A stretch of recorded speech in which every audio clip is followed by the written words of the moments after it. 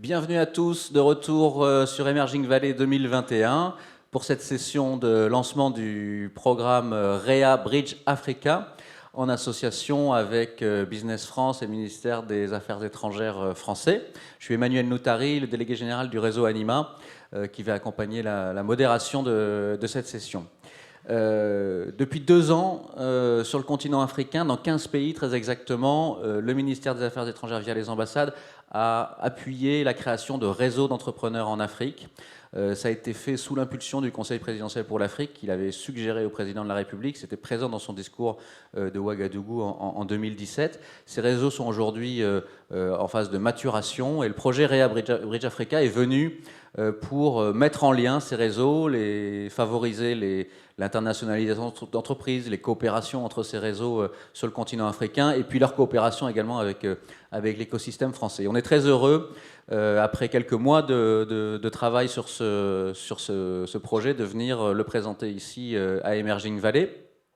Alors, je vais dans un premier temps passer la parole au ministère des Affaires étrangères, Jean-Sébastien Conti, qui est le directeur en charge, pardon, je ne veux pas écorcher son titre, Jean-Sébastien, sous-directeur du développement au ministère de l'Europe et des Affaires étrangères, qui finance donc cette initiative. On va tout de suite passer sa vidéo de bienvenue, qui dure, je crois, 3 minutes. Bonjour, Jean-Sébastien Conti, sous-directeur du développement au ministère de l'Europe et des Affaires étrangères. C'est un grand plaisir pour moi d'introduire le lancement officiel du programme REA Bridge Africa. Comme l'a mentionné ce matin le ministre délégué Franck Riester, cette initiative est née, comme vous le savez, de la volonté du président de la République de relancer la relation entre l'Afrique et la France en accordant une attention particulière à la jeunesse africaine, aux start-up, aux PME et aux jeunes femmes entrepreneurs. Le Conseil présidentiel pour l'Afrique a ainsi proposé un projet novateur qui a vocation à identifier, aider à structurer, à animer un réseau d'entrepreneurs africains, REA, avec pour objectif de tisser en 3 ans des liens entre la France et des entrepreneurs à haut potentiel présents aujourd'hui dans 16 pays africains. Le ministère de l'Europe et des Affaires étrangères a donc financé, via un fonds de solidarité pour les projets innovants, FSPI, un soutien à 16 réseaux d'entrepreneurs africains par le biais de ces ambassades. Le projet REA Bridge, qui est officiellement lancé aujourd'hui, est ainsi une plateforme visant à mettre en relation ces réseaux d'entrepreneurs africains entre eux, l'objectif étant d'inciter les membres de ces REA à se regrouper afin d'organiser des formations, des actions de mentorat, de jumelage, à partager les contacts, à partager leur expérience ainsi que les opportunités d'affaires sur des territoires qui sont proches mais pour chacun distincts. L'objectif du projet est ainsi non seulement de stimuler les connexions entre ces 16 REA, mais aussi de soutenir les startups qui en sont membres. Afin d'atteindre ces objectifs, le consortium, qui est mené par Business France et Anima, développe des projets autour de 3 axes. Premier axe, animer le réseau de réseaux et créer des liens entre les REA. Deuxième axe, structurer les réseaux d'entrepreneurs africains et les aider à pérenniser leurs impacts. Et troisième axe, renforcer les liens et avec les acteurs français et la diaspora. Dans ce contexte, et dans ce contexte sanitaire difficile qui nous impacte tous, qui a par ailleurs souligné l'importance du soutien au secteur privé et à l'entrepreneuriat, ce projet contribuera au renforcement du rôle de l'entrepreneuriat en matière de résilience, de reprise sociale et économique et de réalisation des objectifs de développement durable. En conclusion, l'initiative FSPI REA Bridge Africa illustre le soutien de la France à un entrepreneuriat inclusif au niveau local, régional et international, permettant de mieux faire face aux défis du continent africain et aux difficultés posées par la pandémie. Je laisse maintenant la parole aux opérateurs de ce projet, Business France et Anima Network, que je remercie de leur travail et qui vont pouvoir vous le présenter plus en détail. Merci beaucoup, merci de votre attention, au revoir. Merci à vous, Jean-Sébastien Conti. Merci du soutien du ministère à cette initiative. Avant de faire parler le plateau, et on a un plateau effectivement d'opérateurs et d'acteurs qui sont dans ce réseau et qui travaillent au sein du projet Bridge Africa, je voudrais passer la parole au Conseil présidentiel pour l'Afrique, qui est représenté par Bouri Ndao, qui est à Paris, qui n'a pas pu venir avec nous, mais qui tenait à nous envoyer un message. Après tout, le Conseil présidentiel pour l'Afrique est à l'initiative de ces réseaux, et donc c'est un message un peu de paternité de sa part que nous aimerions avoir. Est-ce que Bourré est en ligne? Oui, bonjour Emmanuel, je suis en ligne. Bon, Est-ce parfait. que vous m'entendez correctement? Alors on t'écoute. Pourquoi le Conseil présidentiel avait souhaité la création de ces réseaux? Est-ce que voilà, et puis peut-être nous parler aussi de vos autres activités. Oui, bonjour à tous. D'ailleurs, je vous prie de m'excuser de ne pas pouvoir être physiquement présente avec vous aujourd'hui. Mais en tout cas, par ma présence aujourd'hui, effectivement, l'idée, c'est de montrer à quel point, effectivement, le Conseil présidentiel pour l'Afrique a été moteur dans cette action qui est le REA. Effectivement, c'est une initiative qui s'inscrit clairement dans le cadre du renouvellement de la relation entre l'Afrique et la France. Ça a été exprimé, ça a été rappelé dans le cadre du discours de Ouagadougou, ça a été renouvelé et réexprimé lors du nouveau sommet Afrique-France de Montpellier. Et l'idée, c'est vraiment de dire on va repenser cette façon de faire de la coopération entre les pays d'Afrique et la France, notamment en utilisant le levier de la diplomatie économique et plus particulièrement de l'entrepreneuriat. Parce qu'on peut effectivement mettre en place des partenariats avec les grands groupes, mais effectivement, on pense que l'entrepreneuriat, les PME ont un rôle moteur dans ce renouvellement de la relation et de la diplomatie économique. Le CPA, en effet, s'est toujours saisi de cette problématique, de cette thématique de l'entrepreneuriat qui est un enjeu majeur. Et effectivement, le projet REA Bridge Africa s'inscrit dans le cadre de ces actions plus globalement à destination des entrepreneurs, que sont par exemple le Tour de France de l'entrepreneuriat des diasporas, le Pass Africa, que l'on a développé avec le soutien de BPI France, ou encore Meet Africa, sur lequel nous sommes partenaires. On est parti d'un constat en 2019, c'est qu'effectivement, il y avait un vrai besoin finalement de structurer, d'interconnecter les réseaux africains qui se mettaient en place ça et là. Partant de ce constat, effectivement, on a impulsé la création, la structuration de ces réseaux d'entrepreneurs au travers de ce que l'on appelle effectivement le REA, Bridge Africa, dans une quinzaine de pays sur le continent. L'ambition étant véritablement d'interconnecter, de renforcer, de rendre plus visibles ces écosystèmes et aussi de les mettre en liaison, de créer un continuum avec l'écosystème du business en France au travers notamment de l'entrepreneuriat des diasporas. Donc l'idée c'est de dire qu'au travers, et je pense que tu en parleras plus en détail Emmanuel, du programme et de son contenu, mais c'est vraiment finalement de proposer au travers de formation, de partage d'expériences, des missions d'affaires, du jumelage, etc., de favoriser l'éclosion et finalement les synergies entre ces différents réseaux d'acteurs. Et de plus, parce qu'on pense et on est nous convaincus auprès du CPA, on est convaincus que le fait de montrer des rôles modèles, de montrer des exemples de réussite, ça permet d'incarner et de rendre concret le champ des possibles. C'est pour cela qu'on pense que le mentorat est clairement un axe, un levier qui est extrêmement puissant pour booster le développement des entrepreneurs. Et on est ravis, effectivement, que le projet REA contienne un volet mentorat qui va permettre à des entrepreneurs de la diaspora de pouvoir mentorer des structures, une quinzaine à peu près, qui vont bénéficier effectivement de leur expérience pour pouvoir se projeter dans des programmes d'externalisation sur des sujets, réfléchir sur des sujets de management, de communication, etc. etc. L'idée, encore une fois, c'est de pouvoir permettre une connexion entre des expertises, qu'elles soient de la diaspora, avec des entrepreneurs pour permettre, encore une fois, d'éclore et de permettre à chaque entrepreneur de faire éclore son potentiel. Bref, vous avez compris qu'au niveau du REA, Emmanuel rentrera un petit peu plus dans le détail, c'est vraiment un dispositif qui a une vocation de faire naître des synergies, de structurer les synergies existantes et de permettre d'éclore finalement un écosystème qui ne demande qu'à se déployer ici et là-bas.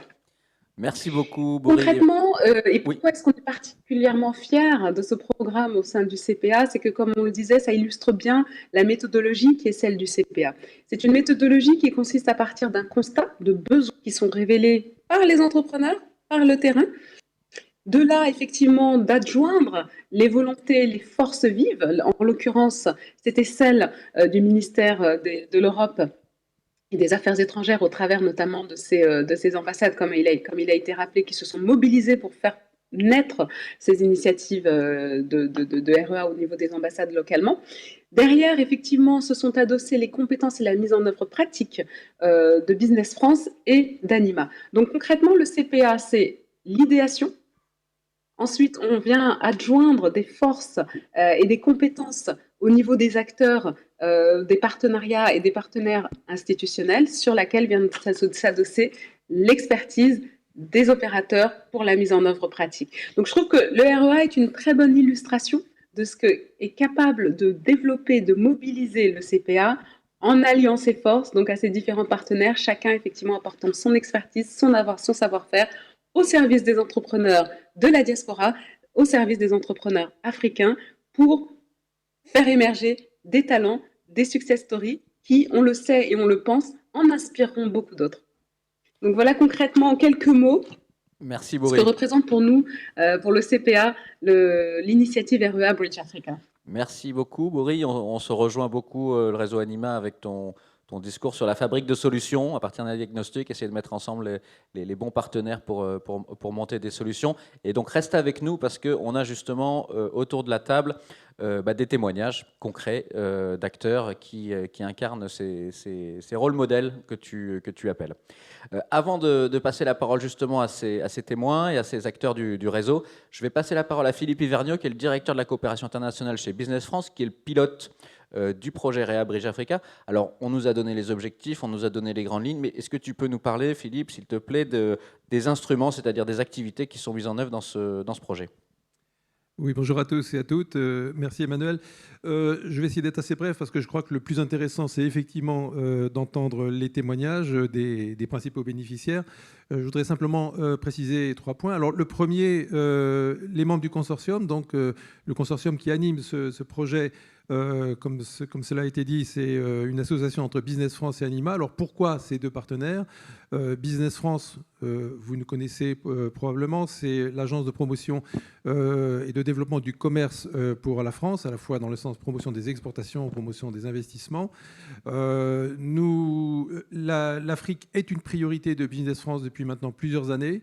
À la fois principalement pour le développement des entreprises françaises sur le territoire, mais aussi pour les échanges dans l'autre sens. Et nous y avons aujourd'hui 8 bureaux qui sont en croissance pour répondre à la demande de ces entreprises.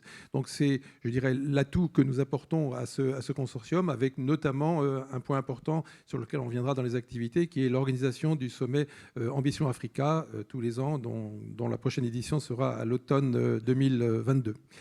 Deuxième partenaire, c'est Anima. Alors Anima apporte une compétence très spécifique qui est extrêmement importante dans le projet qui nous occupe aujourd'hui, qui est la compétence de mise en réseau et d'animation de réseaux de clusters, de réseaux d'entreprises, qui aujourd'hui est au cœur de nos activités. Deuxième point à préciser également, c'est la nature des bénéficiaires. Le sous-directeur, M. Conti, l'a mentionné tout à l'heure, 16 réseaux africains. Alors, il faut préciser, ces 16 réseaux qui se répartissent sur l'ensemble du continent africain, depuis la Gambie et le Sénégal jusqu'à l'Afrique du Sud et Madagascar, en passant par le Kenya et le Niger. Moitié anglophone, moitié francophone, donc c'est un premier challenge, celui de la langue. Le deuxième, c'est celui de la diversité de ces réseaux. Il y a des réseaux qui sont ciblés sur les femmes dans l'agro-business, d'autres sur les vidéogames, d'autres sur les solutions créatives. Donc des réseaux de nature, de maturité très différentes, avec pour nous un challenge important qui était que ces activités qu'on va leur proposer leur apportent à chacun des choses intéressantes pour leur développement. Alors, quelles activités est-ce que l'on a commencé à développer maintenant depuis le mois d'avril, qui est le démarrage de ce projet qui va durer un peu plus de 2 ans?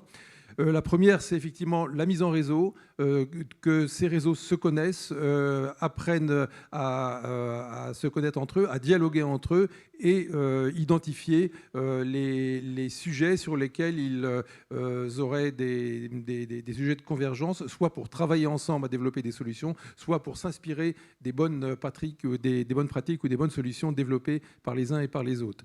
On a eu hier une séance de travail avec 9 de ces réseaux ici même au Palais du Pharo, qui était extrêmement enrichissante de ce point de vue, mais enfin je laisserai les les acteurs directs, on en parlait tout à l'heure.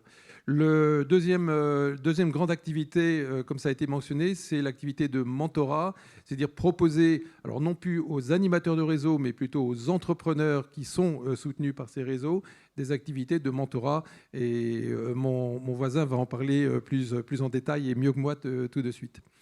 Voilà. Alors, la troisième activité, c'est effectivement le développement des relations d'affaires, hein, ce qu'on appelle le B2B, avec les entreprises françaises intéressées à se développer en Afrique. Nous avons un certain nombre d'activités qui sont prévues maintenant, essentiellement pour 2022. Le programme 2021 a été, pour des raisons que vous imaginez, un peu décalé dans le temps suite à l'annulation de plusieurs opérations. Mais donc on va développer plusieurs séquences de mise en relation avec ces entreprises françaises, dont je pense le summum sera le sommet Ambition Africa au mois d'octobre prochain.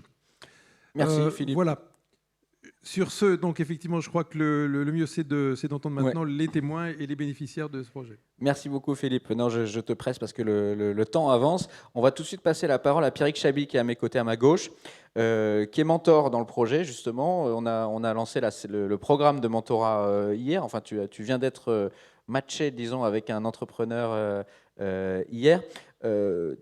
On a fait un partenariat pour ça avec la French African Foundation, dont tu es issu, dans le sens où tu fais partie de leur programme Young Leader. Donc je voulais avoir ton témoignage sur pourquoi toi qui es africain basé en France, jeune leader, pourquoi tu t'engages dans ces programmes de mentorat, tu donnes du temps pour des entrepreneurs en Afrique, qu'est-ce que ça t'apporte, voilà, quelle est ta démarche un peu dans ce projet? Bonjour tout le monde. Oui, je m'appelle Pierrick Chabi et effectivement, je suis mentor depuis hier. Donc, voilà, je suis mentor d'un studio de production de jeux vidéo au Ghana. Pour vous expliquer un peu comment j'en arrive à être là et pourquoi ça m'a motivé, je vais raconter des choses un peu sur moi, sur la fondation French African, et puis sur l'adéquation en fait entre ce que vous proposez et puis moi et la fondation dont je découle. Donc moi, mes parents sont béninois. Mes parents sont béninois, j'ai grandi en Côte d'Ivoire et au Bénin. Puis j'ai fait une école d'ingénieur en France, en vision artificielle. Et donc depuis 2015, après un échec dans une première entreprise, j'ai créé Wakatoon. Donc Wakatoon, c'est une start-up tech et contenu. On crée des solutions qui permettent aux parents d'aider leurs enfants à bien grandir dans cet univers saturé de digital. Concrètement, en fait, on a mis au point avec mon équipe un nouveau format de film d'animation qui réduit paradoxalement le temps d'exposition de l'enfant à l'écran et favorise sa créativité. Ce sont des dessins animés personnalisables. Donc c'est très simple, l'enfant dessine un objet sur une feuille de papier, prend en photo, et avec notre appli, ça devient un dessin animé. Il retrouve ses personnages et ses objets dans l'histoire. Tous les parents dans la salle, allez sur Wakatoon. Merci. Et donc aujourd'hui, notre actualité, c'est que on lance un service de vidéo à la demande destiné aux enfants et aux familles qui propose exclusivement ce type d'expérience de personnalisation de dessins animés qui rendent les enfants participatifs. Et dans ce schéma-là, notre vision et notre ambition, c'est de créer une solution et un service qui est universel pour toutes les familles, dans le monde entier, parce que c'est accessible, abordable, et en plus, les contenus sont inspirés de toutes les cultures. Toutes les cultures, ça veut dire, nous, dans notre plan éditorial, on va créer des histoires. 20% de nos contenus vont être des contenus inspirés des cultures africaines. Donc ça a contribué énormément, moi, dans ma motivation à participer au programme Young Leaders de la French African Foundation. Parce que les attentes en fait, que j'ai placées dans ce programme, elles sont de deux types et elles correspondent tout à fait à la mission en fait, de cette fondation, donc, qui a été créée en 2019. C'est à la fois, moi, trouver des opportunités, avoir l'opportunité de rencontrer des personnes clés dans le développement de ma solution en Afrique, et également de pouvoir participer à des projets à impact que je trouverai dans ce réseau en fait, que constitue cette fondation. Je vais donner quelques exemples très rapides pour fixer les idées. Typiquement, donc, le programme qui réunit des leaders de plein de pays africains et de France, de plein de secteurs différents, tous les secteurs différents d'ailleurs, donc économie, culture, politique, économie, dans le secteur privé, public et autres. Et ben en fait, il me permet une transdisciplinarité un peu de dingue, voilà, parce que moi j'ai rencontré des gens avec qui déjà on est en train de travailler, par exemple sur une Camerounaise qui vit au Sénégal et avec qui on fait des choses, on imagine des choses sur l'éducation par le sport, où j'ai rencontré 6 autres Béninois que je ne connaissais pas du tout, avec qui on a des projets d'accélération de micro-entreprises au Bénin. Et ce partenariat donc, de la Fondation avec Bridge Africa, qui répond à le deuxième truc que je cherchais, donc vraiment participer à des projets impact. Et donc avec la rencontre avec Letty Art, donc ce studio d'animation au Ghana, moi ça remplit tout à fait mon souhait vraiment de participer et de rencontrer en fait un écosystème local sur la production de contenu typiquement. En plus, Letty Art crée des héros de mythologie africaine, etc. On est vraiment alignés. Il y a vraiment un truc. Donc il y a un vrai savoir-faire en France sur l'animation que moi je porte avec mon projet qui est basé à Paris. Et en même temps, de l'autre côté, il y a plein de contenus. Il y a du contenu qui est méconnu localement et internationalement. Il y a une grosse motivation à participer à ce que ces choses-là éclosent. Merci Pierrick pour ce témoignage.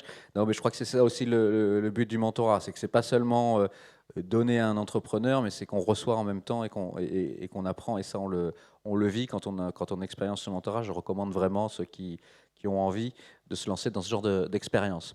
Je me tourne maintenant vers David Cheboriot, qui est du Kenya, qui dirige E4Impact, qui est un gros incubateur au Kenya. Peut-être d'abord, David, first question to you. Could you present... Donc, la première question, est-ce que vous pourrez présenter E4Impact et quel a été le réseau de REA dans ce network avec ce projet? Et puis, on va revenir avec la coopération. Oui. Bonjour tout le monde. Comme vous avez entendu, je m'appelle David Cheboriot et nous avons 7 centres maintenant en Afrique. Nous sommes à une répercussion de ce qui a commencé en Afrique et en Kenya. Et nous avons 3 objectifs de former des coachs et avoir un impact économique. Ça, c'est une chose qu'on fait. Link our companies to trade with each other. Nous souhaitons connecter nos entreprises au sein de l'Afrique, mais nous souhaitons également avoir des relations avec l'Europe. Et d'ailleurs, une partie très importante de ce projet, c'est ça. Le 3e objectif, c'est d'organiser une formation sur l'entrepreneuriat. Ce que nous faisons, c'est que nous formons les entrepreneurs impact. Nous leur enseignons, pas nous les formons. Et ça, c'est le concept à la base de notre programme.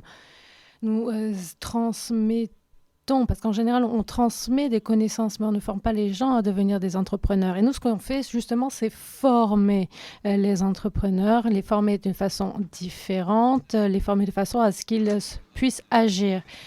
Combien d'entreprises font partie de l'incubateur? Alors, au sein de E4Impact, nous avons 2000 entrepreneurs et nous travaillons avec 2000 autres entrepreneurs. Nous travaillons avec des accélérateurs, avec toute la chaîne de valeur. Alors, quel est votre projet? Pour REA Bridge, nous avons 2 activités. Tout d'abord, former les entrepreneurs sociaux. Nous avons un projet pour renforcer les capacités au Kenya, renforcer les capacités des entrepreneurs sociaux. Nous savons qu'ils ont tous de la bonne volonté, mais ils n'ont pas de modèle économique. Ils ne pensent pas à la pérennisation de leurs activités. Ce que nous faisons, c'est que nous les formons afin qu'ils puissent pérenniser leurs activités. Et ça, c'est... Et en 2e lieu, au sein de REA Bridge, nous avons un autre projet qui s'appelle OI, et qui est lié à un archipel français. Nous souhaitons les aider à renforcer leur entrepreneuriat social. Nous savons comment autonomiser ces entrepreneurs sociaux, mais il manque une politique en la matière dans de nombreux pays africains. Voilà pourquoi l'un des axes sur lesquels nous travaillons, c'est créer un réseau à Mayotte afin de pouvoir élaborer une politique d'entrepreneuriat social au Kenya. Et maintenant, voici Rufai Koabo qui vient du Niger. SIPMEN, présent dans toutes les régions du Niger. Donc 2 mots sur SIPMEN et aussi 2 mots, s'il vous plaît, sur le projet que vous avez créé, que vous avez développé dans le cadre de ce REA. Merci beaucoup. Bonjour à tous. Donc, moi, c'est Rufai Koabo. Je suis le directeur général du SIPMEN, le centre incubateur des PME au Niger. SIPMEN, c'est un incubateur qui existe depuis 2013 et qui est bâti sur un partenariat public-privé. Au niveau de l'incubateur, nous sommes aujourd'hui à 5, on va dire, incubateurs, y compris à Niamey. Nous avons déployé d'autres incubateurs en région. Et bien évidemment, pendant toutes ces années-là, nous avons accompagné, on va dire, de la start-up innovante qui est vraiment sur une innovation jusqu'à des PME qui créent de l'emploi et qui arrivent à survivre, en tout cas au-delà du taux moyen de survie pour les entreprises qui ne sont pas incubées, qui est de l'ordre de 15% aujourd'hui, qui survivent après 3 ans d'existence. Et avec l'incubateur, on est plutôt autour de 80-90%. Donc, avec le FSPI REA, moi, ce que j'ai apprécié dans ce type de partenariat, c'est que ce n'est pas comme les appels à candidature classiques ou appels à proposition qu'on fait et des fois qui nous prennent beaucoup de temps en tant qu'incubateur. Là, c'est plutôt, on vient nous voir, on dit quels sont vos challenges. Donc, avec l'ambassade de France au Niger, ça a été comme ça. Et quand le REA est arrivé, on avait déjà 2 FSPI qu'on avait exécutés sur cette base-là. Donc, nous, au niveau du Niger, ce qu'on a proposé, c'est essentiellement le fait de faciliter l'accès à l'information et aux opportunités. On s'est rendu compte que les régions, par exemple, si je prends Agadez, il faut 2 jours par la route pour y aller, 2 jours pour revenir, ça fait 4 jours. Et pour pouvoir déplacer un expert dans cette zone-là, et parfois avec des risques de sécurité, ça devient un challenge pour nous, pour mettre à disposition ces expertises. Qu'est-ce qu'on a fait? On a proposé à l'ambassade de France de nous financer des centres de visioconférence. Et du coup, aujourd'hui, que nous arrivons à utiliser pour mettre des experts qualité à disposition de nos entrepreneurs qui sont dans l'agro-business à Agadez. Nous arrivons à connecter aussi les mentors de la diaspora pour qu'ils puissent intervenir. Nous avons une Nigérienne, par exemple, qui est à la NASA, qui est intervenue et on a regroupé des jeunes filles. Et du coup, ça les a inspirés le fait de discuter avec quelqu'un qui est à la NASA, alors qu'ils n'auraient pas pu imaginer ça. Ensuite, nous avons aussi des programmes d'immersion, donc des voyages d'études, que nous avons organisé pour nos chargés d'accompagnement. Donc, il y en a qui sont venus à Montpellier. Moi-même, j'étais à EM Lyon. Donc, il y en a qui sont partis au Cameroun, au Nigeria. Donc, on essaie de se renforcer en découvrant aussi d'autres perspectives ailleurs.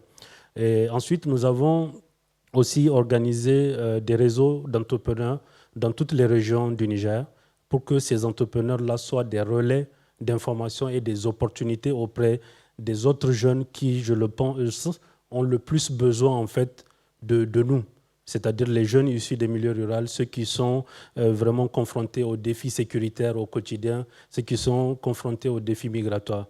Donc aujourd'hui, vraiment, nous avons beaucoup avancé dans ce partenariat et bien évidemment, le REA au Niger est porté par le réseau des incubateurs au Niger, dont le SIPMEN est vice-président, le SIPMEN lui-même. Et nous avons un incubateur aussi qui accompagne l'entrepreneuriat féminin. Donc, bien évidemment, les ressources coûtent cher, les ressources sont rares. Et nous, au niveau du SIPMEN, on fait tout pour les mutualiser, on fait tout pour les rendre disponibles auprès du plus grand nombre d'entrepreneurs. Merci, merci Rufai. Donc, effectivement, ça, c'est les 2 réseaux qui étaient créés. Et Bridge Africa est venu essayer de faire travailler ensemble des réseaux. Et on ne se serait pas attendu immédiatement à ce que le Kenya et le Niger travaillent ensemble, mais c'est ce que vous avez choisi, c'est ce que vous avez décidé de collaborer pour monter un jumelage commun, un projet commun. So David, can you explain us what were the motivation, what are the Quels sont les avantages pour vous et pour Rufai pour ce partenariat que vous avez élaboré avec Bridge Africa? Oui, et merci. Oui, ça s'est bien combiné entre le Niger et le Kenya.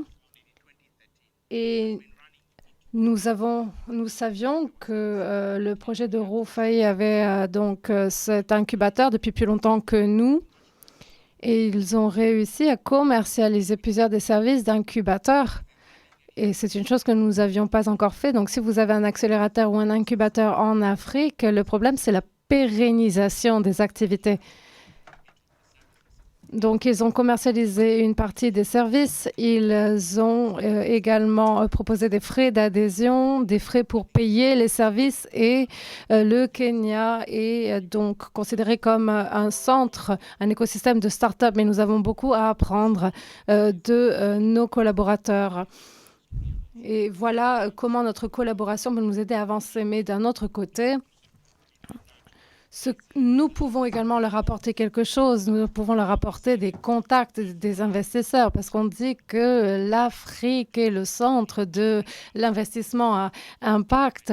Et donc, il y a des pays qui reçoivent beaucoup de financement et il y a des investisseurs à impact qui se sont installés en Afrique mais qui n'arrivent pas jusqu'au Niger.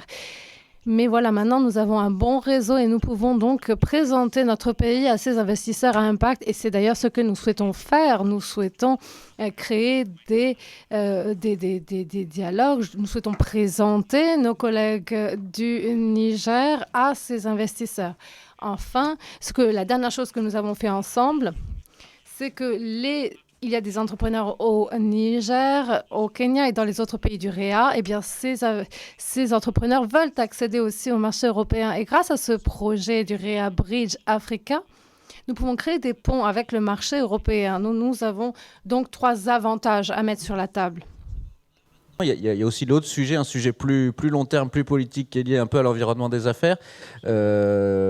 Expliquez-nous, Rofai, aussi quels sont les autres sujets sur lesquels vous travaillez. Oui, donc parmi les autres sujets sur lesquels, en tout cas, nous comptons apprendre de l'expérience du Kenya, c'est celui, en fait, de construire un écosystème favorable pour nos entrepreneurs. Parce qu'aujourd'hui, c'est vraiment un challenge. Quand on voit les entrepreneurs, en fait, souvent, ils manquent d'opportunités ou ils manquent en fait de sérénité pour pouvoir construire des véritables business models.